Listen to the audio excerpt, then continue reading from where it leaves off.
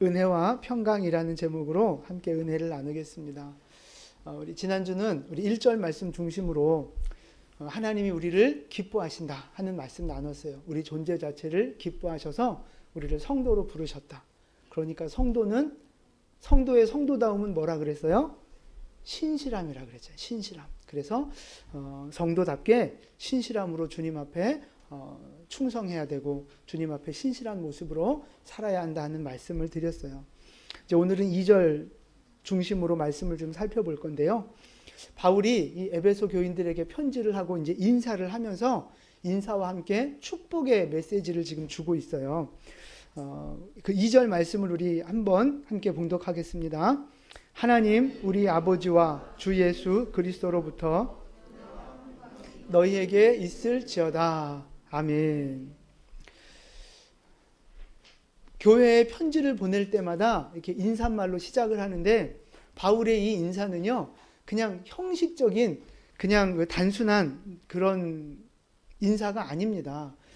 정말 이 에베소 교회가 복받기를 원하고 하나님의 은혜가 임하기를 원하는 그런 간절한 마음을 담아서 한자 한자 이 축복의 메시지를 지금 쓰고 있는 거예요. 바울이 에베소 교회를 사랑하는 마음으로 그 축복의 메시지를 지금 쓰고 있는 거죠. 근데 여러분, 바울만 이 주님의 교회가 복받고 평강과 은혜가 임하기를 원할까요? 그럼 누가 또 원해요? 그렇죠. 하나님이 원하시는 거예요. 지금 오늘 바울의 이 마음은 곧 하나님의 마음인 거예요. 하나님의 마음. 하나님은 모든 교회들마다, 모든 성도들마다 하나님의 은혜와 평강이 임하기를 원하고 계십니다. 그 복 주기를 원하시는 분이 바로 우리 하나님이라는 사실입니다. 여러분 오늘 말씀을 잘 들으시면서 하나님의 은혜와 평강이 우리 인생과 가정 가운데 넘쳐나게 되기를 주님의 이름으로 축원을 드립니다. 아멘. 자, 첫 번째 은혜와 평강, 은혜를 먼저 좀 살펴볼 건데요. 여러분 은혜가 무슨 뜻입니까? 은혜라는 말의 뜻. 그렇죠. 이거를 다른 말로 표현하면 선물이라는 뜻이거든요. 선물. 그러니까 선물은 돈 내고 받는 게 아니잖아요. 그냥 거저 받는 것. 그것이 선물이고 그걸 은혜라고 하는 거예요. 근데 이 선물이 어떤 선물이냐? 거저 받는데 어떻게 거저 받느냐 하면 받을 자격이 없는데 받는 것. 그게 은혜라고 하는 선물입니다. 그러니까 자격이 없는데 받는 거예요. 그러니까 우리는 죄인이잖아요. 우리는 하나님 앞에 불순종했고 하나님을 대적했고 하나님과 원수로 살았던 존재가 바로 우리란 말이에요. 그런데 하나님이 우리에게 용서를 주셨고 구원을 주셨고 축복을 주셨잖아요. 그러니까 우리는 원래 하나님과의 관계를 보면 받을 자격이 없는 존재라고요. 그런데 하나님이 그냥 주신 거예요. 그냥 우리에게 용서도 그냥 주시고 구원도 그냥 주시고 축복도 그냥 주셨어요. 그래서 우리는 뭐 하나 단 10원짜리 하나 지불하지 않고 그냥 주님의 이 구원의 은혜를 받은 거라고요. 그래서 그걸 은혜라고 하는 거예요. 받을 자격이 없지만 주님이 주셨기에 받은 거예요. 여러분 우리가 구원은 무엇으로 받아요? 믿음으로 받는 거잖아요. 근데 이 믿음이 처음이 아니에요. 믿음 전에 뭐가 하나 더 있어요. 그게 뭘까요? 은혜인 거예요. 은혜. 구원은 믿음으로 받는데 이 믿음 전에 은혜라는 것이 있는 거죠. 은혜를 통해서 우리가 믿음을 갖게 되고 구원을 받게 되고 그렇게 하는 거예요. 예수님이 먼저, 여러분이 먼저 예수님 사랑하셨어요? 아니면 하나님이 먼저 여러분을 사랑하셨어요? 그죠? 하나님이 먼저 우리를 사랑해 주셨다고요. 내가 먼저 하나님 찾았어요? 하나님이 먼저 우리를 찾아오셨어요? 예, 하나님이 먼저 우리를 찾아오셨다고요. 먼저 우리를 사랑하셨고, 먼저 우리에게 찾아오셨고, 먼저 우리에게 십자가의 고난과 수치와 죽음을 통하여 구원의 길을 먼저 열어 놓으셨다고요. 그 은혜가 있었기 때문에 오늘 우리가 구원받을 수 있었다는 사실입니다. 그래서 하나님의 은혜가 있었기에 믿음을 갖고 구원받을 수 있었다는 사실. 그래서 우리의 구원은 전적으로 뭐다? 은혜다. 은혜. 우리의 구원은 전적인 하나님 은혜입니다.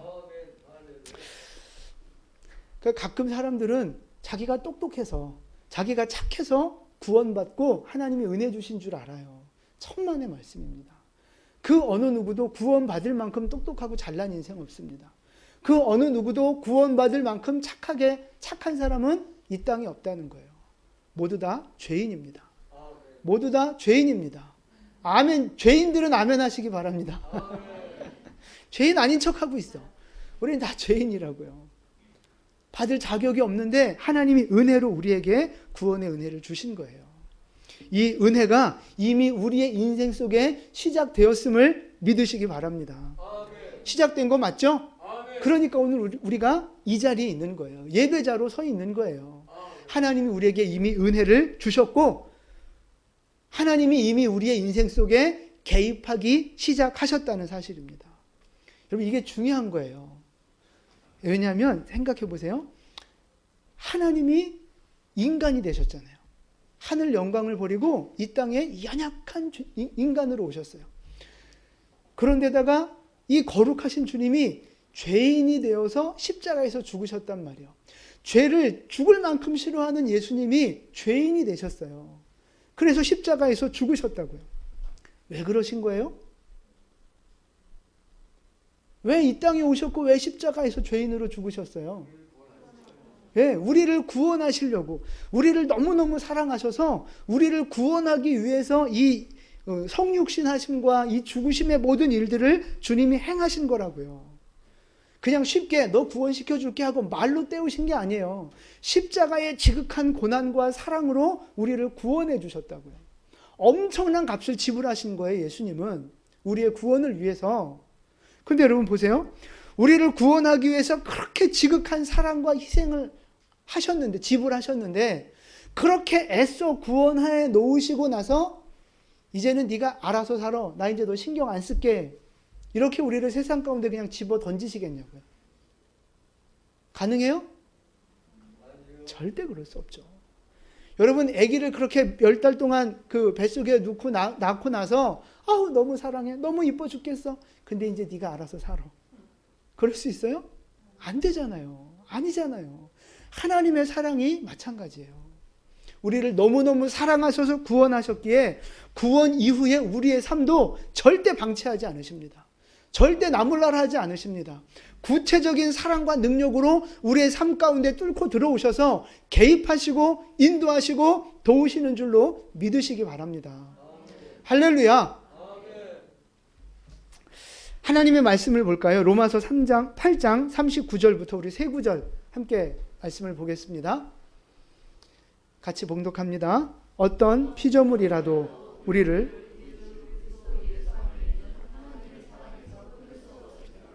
세상에 있는 자기 사람들을 사랑하시되 끝까지 사랑하시니라.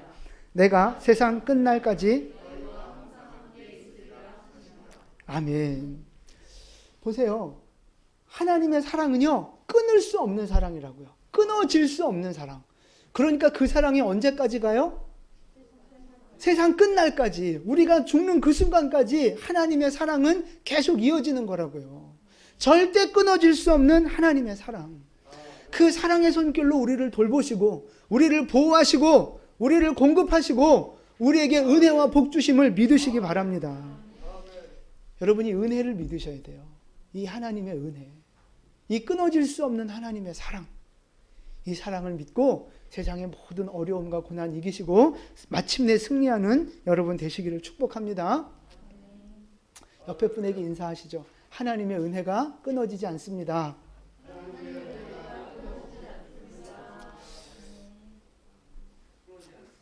야, 그래서 우리 이 기독교 신앙의 출발, 뿌리는 뭐라고요? 은혜라고요. 은혜로부터 시작이 되는 거예요. 그러면 이 은혜로 시작한 이 출발의 마지막 그 열매는 뭘까요? 열매, 결과.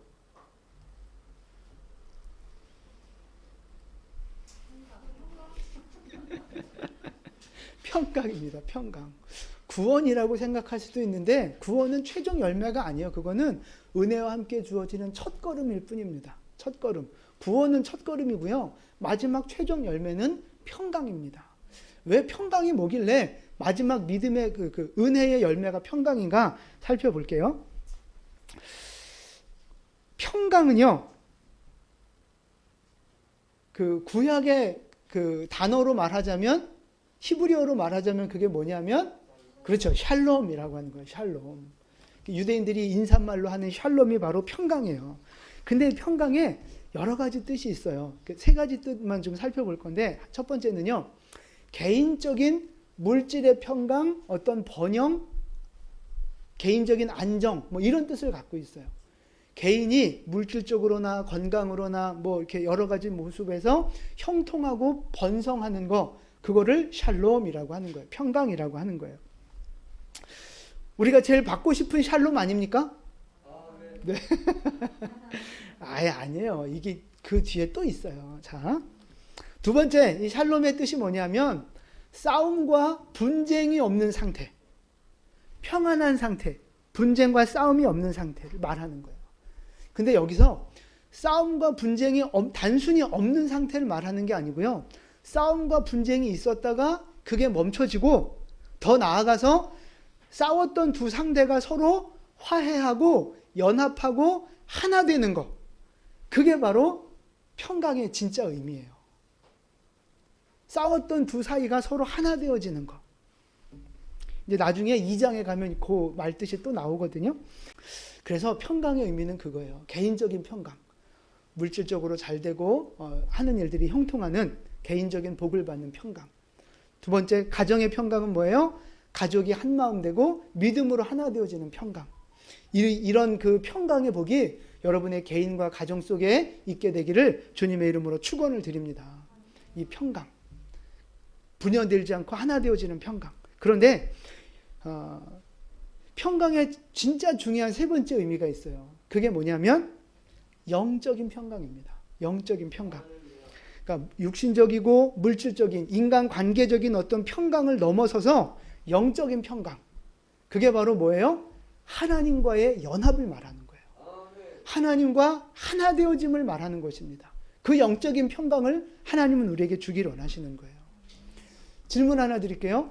예수님은 완전한 평강을 누리셨어요? 안 누리셨어요?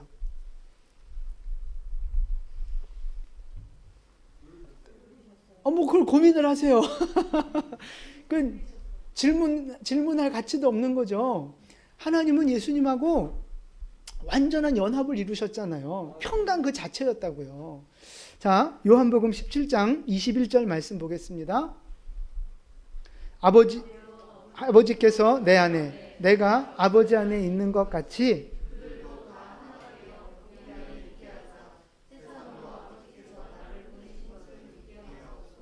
아멘. 하나님과 예수님이 하나 되어주신 것. 예수님은 하나님 안에, 하나님은 예수님 안에 완전한 연합과 일치를 이루신 완전한 평강 그 자체이신 분들이라고요. 이 예수님, 하나님은요. 근데 그렇게 예수님이 완전한 평강이신 것처럼 아직 보여주세요. 우리도 그렇게 되길 원하시는 거예요. 우리도 그들도 다 하나가 되어 우리를 말하는 거예요. 우리도 하나님과 하나 되어지는 연합의 관계를 이루어서 진정한 평강을 우리가 누리기를 원하시는 것이 하나님의 마음이라는 사실입니다. 하나님은 이 평강을 원하시는 거예요. 물질적인 평강 좋습니다. 인간관계의 평강, 가정의 평강 좋습니다. 우리가 다 받아 누려야 할 평강입니다. 그러나 그걸 넘어서서 진정한 평강은요, 하나님과 하나 되어지고 연합되어지는 평강, 하나님 안에 거함으로 누릴 수 있는 평강, 하나님은 우리에게 그 평강 주기를 원하고 계십니다. 여러분, 우리의 이 구원의 여정이 은혜로 시작됐잖아요. 은혜로 시작됐어요. 그런데 이제 이 은혜가 완성되어져야 된다고요. 그 완성이 뭐라고요? 평강이라고요. 은혜로 시작된 우리의 인생이 평강이라고 하는, 하나님과의 연합이라고 하는 완전한 그 평강을 누려야 하는 것입니다. 그래서 하나님과의 연합이 최종 목적이기 때문에 은혜의 최종 결과가, 열매가 평강이라고 말씀드린 거예요. 자, 그러면 여러분, 은혜와 이 평강의 근원, 이 은혜와 평강은 어디로부터 오는 거예요? 그렇죠. 하나님으로부터 오는 거예요. 2절 말씀 보세요. 하나님, 우리 아버지와 주 예수 그리스도로부터 은혜와 평강이 임하는 거예요. 근원은 하나님이십니다. 근데 사람들은요, 세상에서의 평강, 세상에서의 어떤 그 행복, 그 기준과 출발점이 어디라고 생각해요? 성공은 뭘 가져야 성공해요? 돈이잖아요, 돈. 결국은 돈이라고요. 돈만 있으면 행복하고, 돈만 있으면 다 뭐 해결될 것 같고, 세상에서 생각하는 평강의 기준은 돈이라고요, 돈. 우리가 왜 이렇게 힘들고 고생해요? 돈이 없어서 그런 거 아니겠어요? 그게 세상 사람들이 생각하는 기준이에요. 자, 그럼 여러분 한번 생각을 해보세요. 강남에 그 부자들이 많잖아요. 여러분 친구들도 다 강남에 몇 명씩 있잖아요. 없어요? 강남에 사는 그 돈 많은 사람들은요, 인성이 어떨까요? 삶이 어떨까요? 이기적이고 자기만 생각하고 싸가지 없고 돈 없는 사람 막 무시하고 막 그럴까요? 강남에 사셨던 분들 우리는요, 뉴스에 보면 가끔 뭐 재벌 2세가 뭐 이렇게 고급차 타고 막 이렇게 막 뭐 새치기 했다고 막 와서 폭행하고 뭐 그 돈 많은 사람들이 이상한 갑질하고 뭐 이런 그 뉴스들 종종 보잖아요. 그래서 우리는 강남 사람들, 돈 많은 사람들은 다 싸가지 없고 다 뭐 인간이 안 됐고 뭐 이제 이렇게 생각하는 분위기가 많아요. 근데 그렇지 않습니다. 이게 다 제가 보니까 이 사회주의 영향을 받은 거예요. 사회주의 영향을. 그래서 부자들은 나쁜 놈, 뭐 이런 개념들이 우리 안에 많이 박혀 있는 것 같아요. 이게 잘못된 교육의 결과예요. 제가 아는 장로님이 강남에서 아주 큰 태권도 학원을 이렇게 경영하신 적이 있어요. 몇백 명, 아이들 몇백 명 되는. 근데 그 장로님이 어느 날 저한테 와서 그러시는 거예요. 목사님, 강남에 있는 아이들 정말 괜찮습니다. 정말 애들이 됐습니다. 그러는 거예요. 너무 예의 바르고 너무 착하고 또 뭐 영어도 뭐 다 잘하고 이 실력도 있고 인성도 있고 예의 바르고 애들이 됐다는 거예요. 됐다. 너무 이 강남 애들이 괜찮다는 거예요. 그래서 저는 그 얘기 듣고 처음엔 좀 그래요? 강남 애들 다 이상한 애들 아닌가? 이기적인 거 아닌가? 생각했는데 그게 아니라는 거예요. 너무너무 괜찮고 훌륭한 애들이라는 거예요. 마음의 여유도 있고 품위도 있고 절도가 있고 너무 좋은 애들이라는 거죠. 강남 사람들이 그래요. 물론 안 그런 사람도 있죠. 사람마다 다른 건데 하여튼 우리가 잘못 갖고 있는 생각들이 있다는 거예요. 부자는 나쁜 놈, 강남 사람들 뭐 이기적인 사람, 뭐 그게 아니라는 거예요. 제가 사진 하나 보여드릴게요. 자, 이 사진이 어디예요? 그죠? 롯데타워잖아요. 저게 105층짜리인가? 그렇죠? 잘 모르겠는데 여러분 저 건물 안에 뭐가 들어가 있는 줄 아세요? 당연히 사람이죠. 저는 저기 상가 막 그런 것만, 사무실 이런 것만 있는 줄 알았어요. 근데 저 안에 집이, 사람 사는 집이 있어요. 아파트처럼. 네. 알고 계셨어요? 거기 가시려고? 언제 이사 가세요? 저기 아주 고급 5성급, 6성급 호텔이 저기 들어가 있고요. 저기 사람이 입주해서 산다는 거예요. 아파트처럼. 저는 그거를 우리 수아 덕분에 알게 됐어요. 수아가 나중에 저기 이사 간다고 그래서 그래서 전 알게 됐어요. 저기 사람이 사는구나. 근데 저기 이제 223가구가 입주해서 산다고 그래요. 근데 제일 작은 평수가 몇 평이냐면 63평. 제일 작은 게. 제일 큰 평수는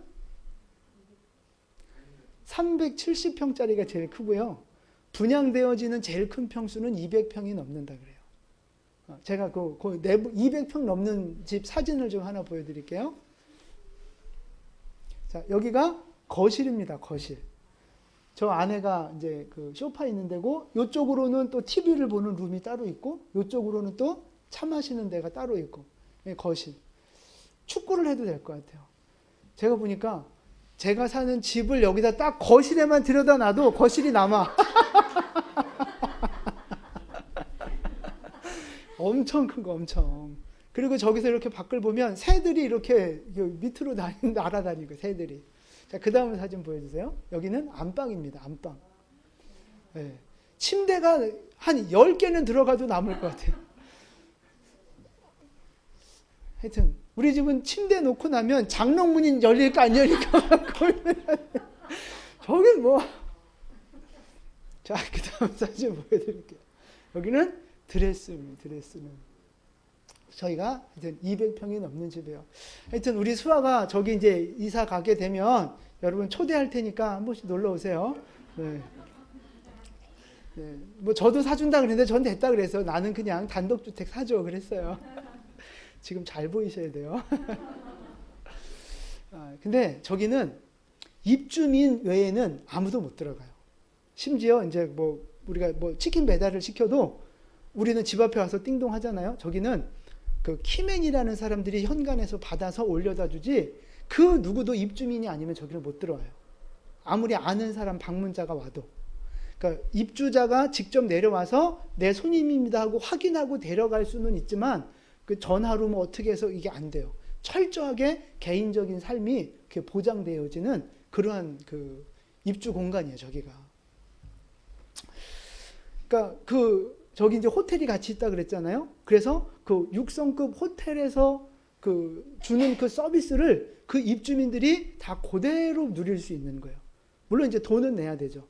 뭐 60몇 평짜리도 월세가 뭐 얼마 안 하더라고요. 한 500인가 뭐 그렇게 되는. 월세 500. 그런 이제 서비스를 받는 거예요. 근데 여러분, 돈 있는 사람이 저기 가지 않겠어요? 제일 싼 게 47억인가? 뭐 그렇고요. 좀 비싼, 제일 큰 평수는 하여튼 몇백억인가 그런데 제가 기억이 잘 안 나요. 별로 놀라지도 않네. 다 뭐 그만한데 사시니까. 저 아파트 이름이 이제 시그니엘이에요, 시그니엘. 근데 여러분, 저 시그니엘에 사는 200 넘는 200 몇 가구 되는 그 입주민들 삶의 스타일과 분위기가 어떨 것 같으세요?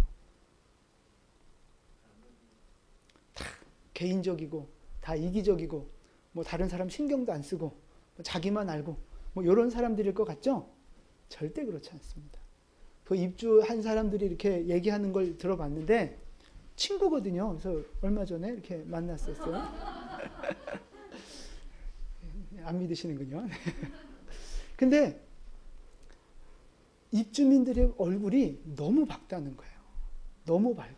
사람들이 다 여유가 있고 너무 입주민들이 표정이 밝고 더 놀란 건 뭐냐면 입주민들끼리 서로 선물도 주고받는다는 거예요.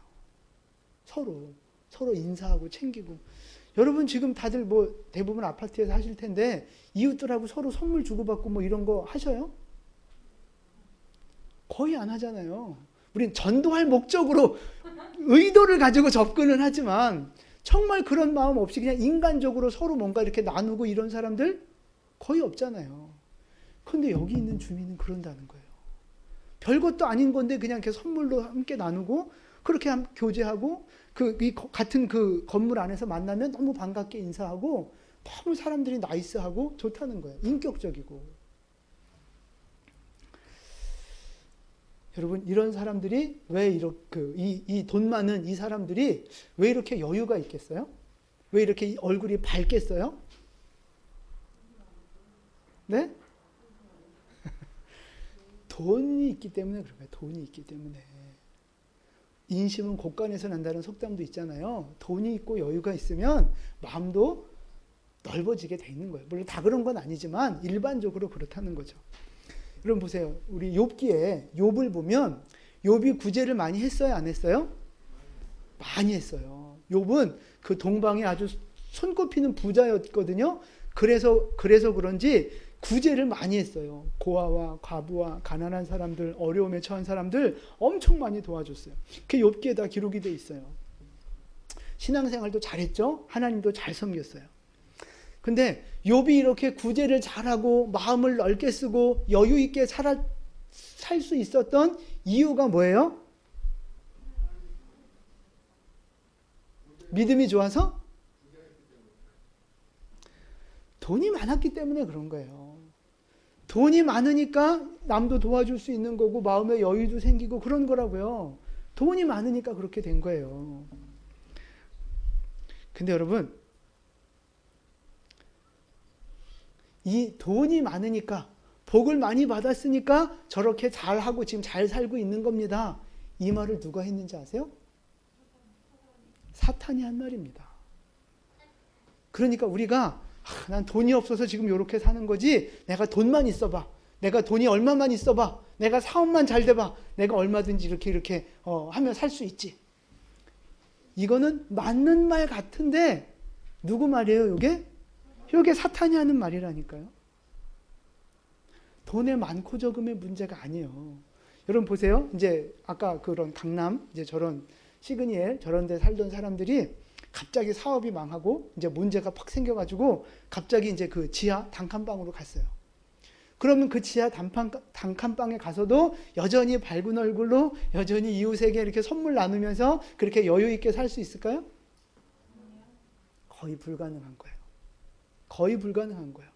그러니까 다시 말해서 저들이 지금 누리고 있는 여유와 어떤 풍족함과 밝은 미소는 다 어디에 기반한 거예요? 물질, 돈에 기반한 거라고요.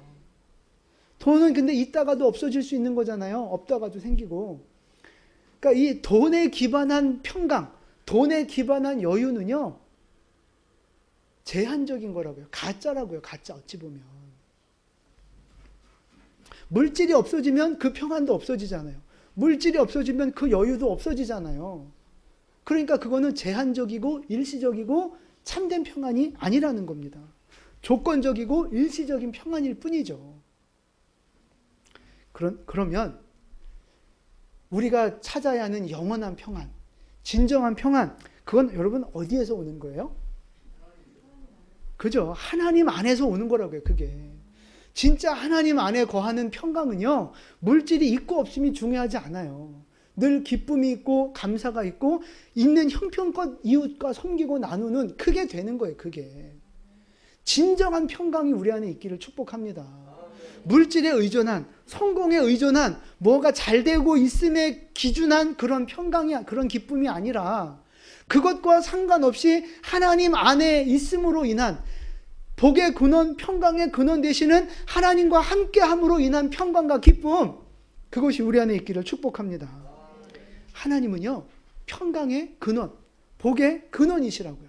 모든 이 평강이, 환경에 치우치지 않는 이 평강의 근원이 하나님께 있다는 거예요. 이사야서 45장 7절 말씀이에요. 우리 함께 봉독하겠습니다.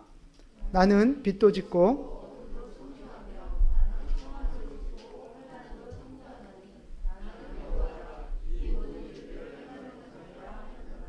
아멘.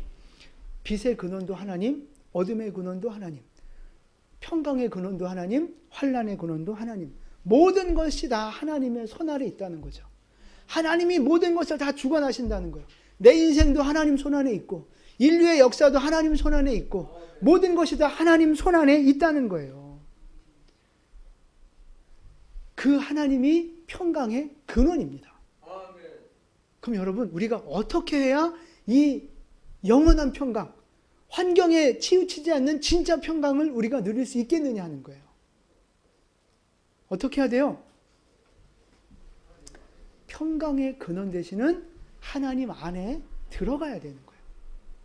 이걸 다시 말해서 하나님과 좋은 관계를 맺어야 되는 거예요. 아까 예수님이 평강했다 그랬잖아요. 왜 평강했어요? 하나님 안에, 하나님이 예수님 안에 이렇게 그래서 평강하실 수 있었다 그랬잖아요. 그 하나님 안에 거한다는 거, 내가 하나님 안에 거한다는 거, 이걸 그냥 쉽게 말하면 관계가 좋다는 뜻입니다. 관계. 그렇게 이해하시면 좋아요. 예수님은 하나님과의 관계가 좋았기 때문에 늘 100% 평강의 그 상태에 있을 수 있었다는 거죠. 우리도 마찬가지예요. 하나님과 좋은 관계를 맺으면, 하나님 안에 거하면 우리에게도 그 평강이 임하게 되는 것입니다. 하나님과 좋은 관계 속에 있는 게 평안이라고요. 그 물질의 있고 없음과 상관없이 하나님과의 관계만 좋다면 우리의 삶에 늘 평강이 임하게 되는 것입니다. 그럼 여러분, 하나님과 좋은 관계를 맺는 방법, 하나님 안에 거하는 방법, 뭐예요, 그게? 네. 이제 그냥 웬만한 건 이제 하면 다 정답이죠, 뭐. 맞는데, 이제 그거를 전부 다, 그걸 왜 해요? 하나님이 명하셨으니까 하는 거잖아요. 그러니까 그 모든 것을 다 한마디로 말하면 순종이라는 거예요, 순종. 하나님과 좋은 관계를 맺는 방법은 순종입니다. 하나님이 가장 기뻐하시는 게 뭐예요? 순종이에요, 순종.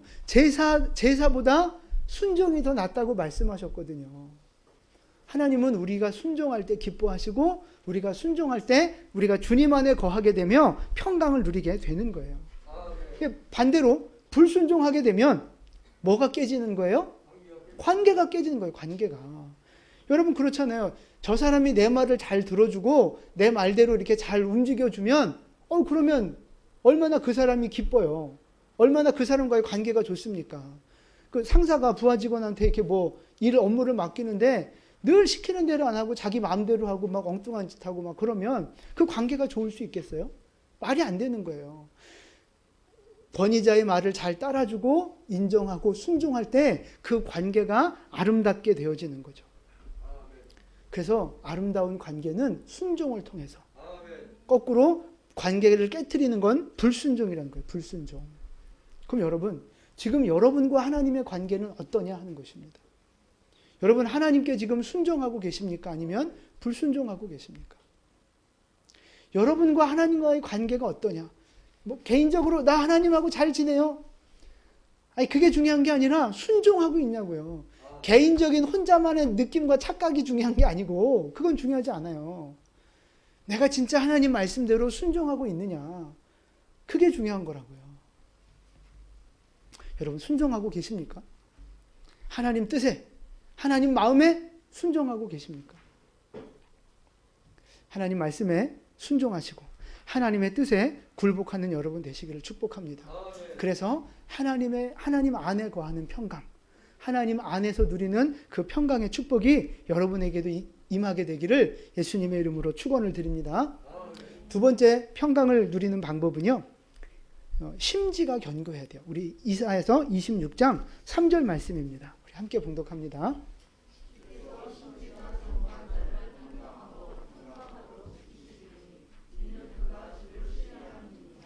아멘. 심지가 견고한 사람에게 평강을 주신다는 거예요. 근데 그냥 평강이 아니고 평강하고 평강하게 두 번 반복하셨어요. 이건 굉장히 강조하고 있는 거거든요.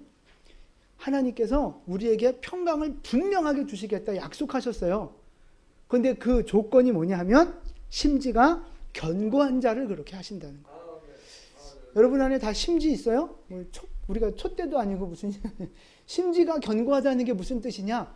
자, 그 다음 화면 좀 보여주세요.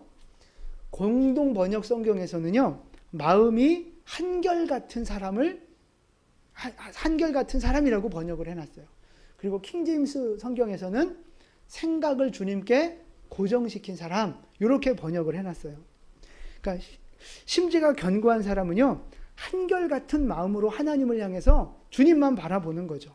딴 생각 안 하고 주님 생각만 하는 거예요. 말씀만 붙잡는 사람, 그 사람이 바로 심지가 견고한 사람이라고 하는 거죠. 이 심지가 견고한 사람은요, 하나님의 방법에 순종하게 돼 있어요. 주님만 바라보니까. 여러분 이제 잘 생각해 보세요. 우리가 살다 보면 고난이 오잖아요. 뜻하지 않은 사고와 문제와 안 좋은 소식들을 듣게 돼요. 그러면 그때 우리의 마음이 어때요?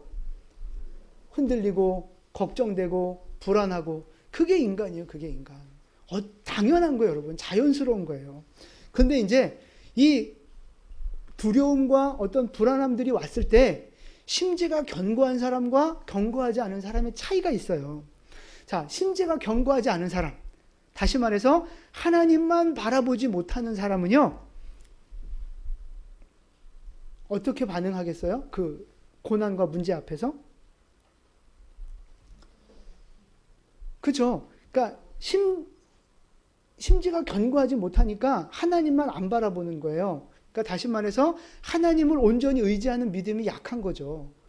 그러다 보니까 하나님의 방법대로 순종해야 되는데 하나님의 방법을 지키며 말씀을 지키며 믿음을 지키며 쭉 전진해야 되는데 이게 안 되는 거예요. 왜?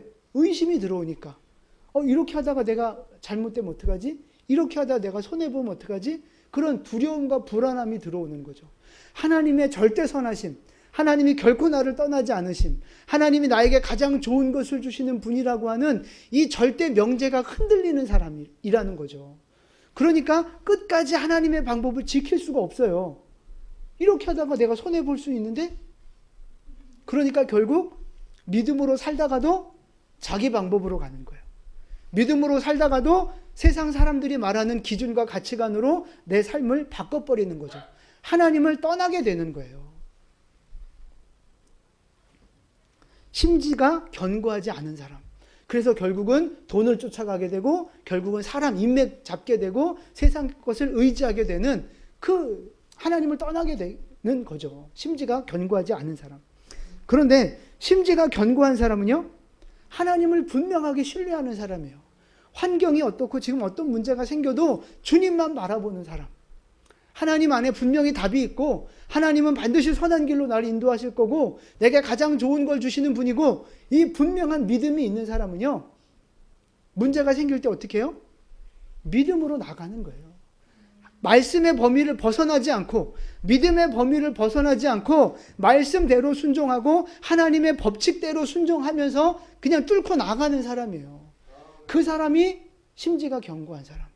그러면 그 결과가 어떻게 되겠어요? 말씀대로 믿음대로 순종한 결과는 결국 그죠? 합력하여 선을 이루며 결국 하나님이 주시는 평강과 형통의 복을 누리게 되는 것입니다. 여러분, 그게 하나님의 약속이라고요. 하나님의 약속. 그러니까 잘 생각해 보세요. 지금 여러분 고난이 있을 겁니다. 고난 때문에 마음이 흔들리고 두렵고 불안한 분들이 있을 거예요. 자녀들의 문제 때문에, 건강의 문제 때문에, 물질의 문제 때문에, 여러 가지 환경의 미래의 문제 때문에 걱정과 두려움과 염려가 있는 분들이 있을 거예요.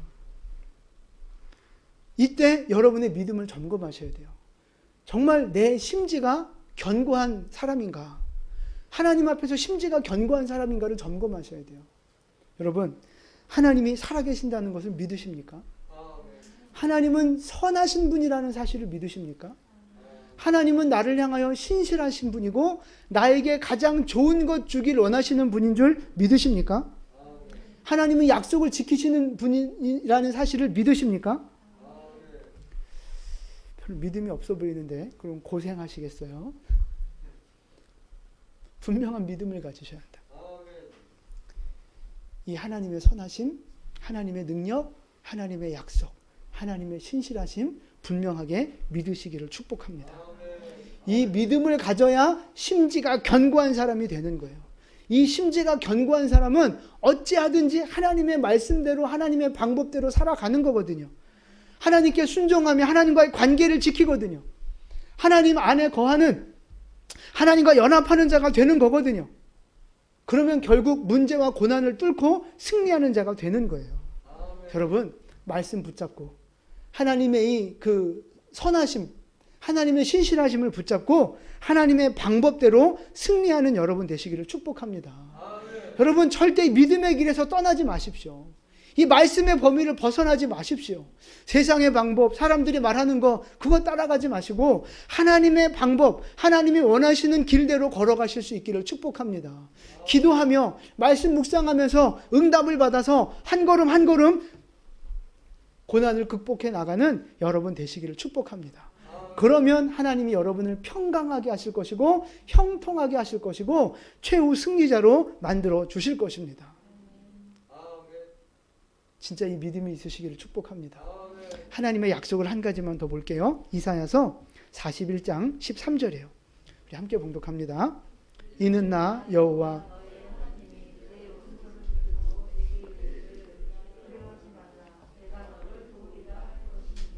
아멘. 여러분, 이게 하나님의 약속이에요. 하나님이 우리 오른손을 붙들어 주신다는 거예요. 우리를 붙들어 주시니까 너는 두려워하지 말아라. 내가 너를 도우리라.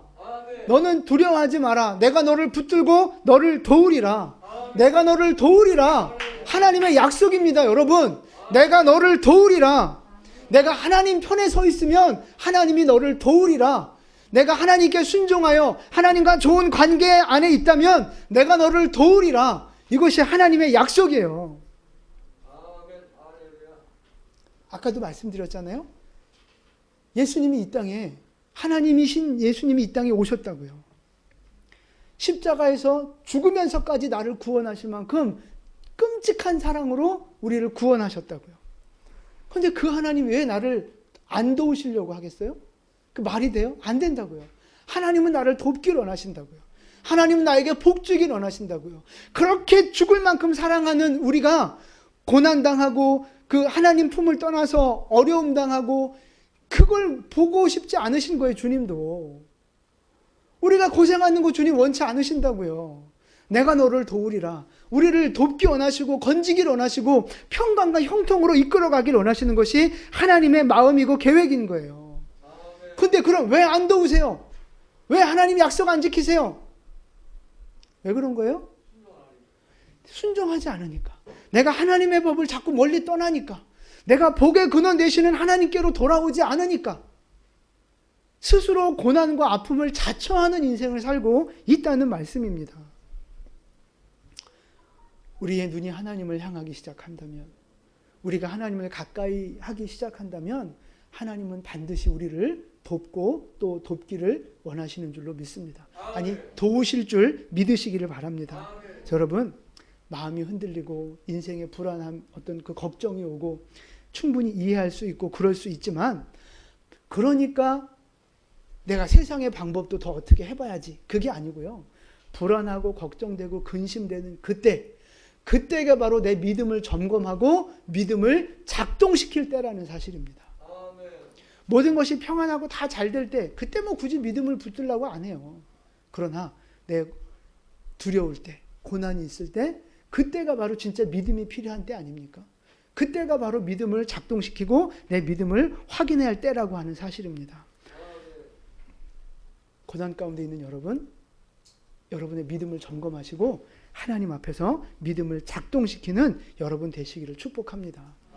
은혜로 우리의 삶을 시작해 주신 하나님이 평강이라는 열매를 여러분에게 맺게 하기를 원하세요. 그러니까 하나님 앞에 순종하시고 심지가 견고한 사람이 되셔서 하나님이 주시는 평강을 누리는 승리하는 여러분 되시기를 예수님의 이름으로 축원을 드립니다. 아멘. 기도하겠습니다.